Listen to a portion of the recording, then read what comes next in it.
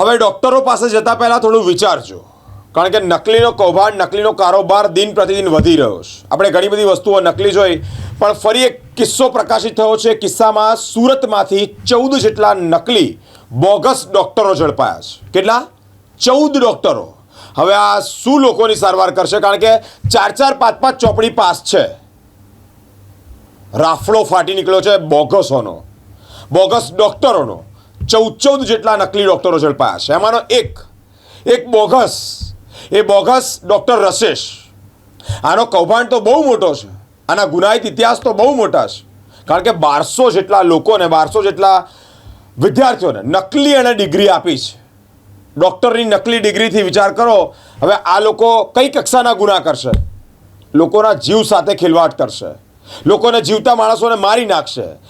જે જગ્યા પર પ્રોબ્લેમ હશે એની જગ્યાએ ભલતી જગ્યા પર સ્ટેન્ડ મૂકી દેશે, ઓપરેશન કરી નાખશે. અત્યારે જોયું ને આપણે ખ્યાતિકાંડ. મિત્રો, આવા ડૉક્ટરો જ્યારે નકલી બની બેઠા હોય ત્યારે આરોગ્ય વિભાગ ક્યાં છે? આ લોકોની ડિગ્રીઓ આવી ક્યાંથી? આ લોકોને કોણે ડિગ્રી બનાવવાની પરમિશન આપી? એટલું જ નહીં, ચેરમેન, ડૉક્ટર્સ એસોસિએશનના ચેરમેન હેમાંગભાઈ એમનો પક્ષ લે છે અને એવું કહે છે કે જે તે ટાઈમે અમને ડિગ્રી એનાયત કરવામાં આવી ત્યારે આ ગુનાહિત ઇતિહાસ નહોતો. આ રસેશ પર બીજા 3 થી 4 કેસ છે. એમાંથી સૌથી મોટો કેસ, ભયંકર કેસ, એક સગીરાને ગર્ભપાત કરવાનો કેસ. ડૉક્ટર રસેશ એ બોગસે 1200 જેટલા જે વ્યક્તિઓ છે તેઓને નકલી ડિગ્રી આપી છે. 12 અલગ અલગ જગ્યા પર કેમ્પો ગોઠવતા કે ફ્રી નિદાન કેમ્પ, આ કેમ્પ, પેલો કેમ્પ. એના બાને છેતરપિંડી થતી ને છેતરપિંડીમાં અને 1200 જેટલા લોકોને નકલી ડિગ્રી આપી છે. આ ડૉક્ટર રસેશનું શું થવું જોઈએ? આરોગ્ય વિભાગ, મેડિકલ વિભાગ આના પર કયા કાયદા લે?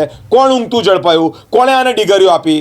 બધી જ બાબતે ખૂબ ઊંડાણપૂર્વક જાંચ થવી જોઈએ, તપાસ થવી જોઈએ. બધાના કૌભાંડ ધીમે ધીમે બહાર આવવા જોઈએ, જેને લઈને આવા ડૉક્ટરો પર કડકમાં કડક સજા થાય.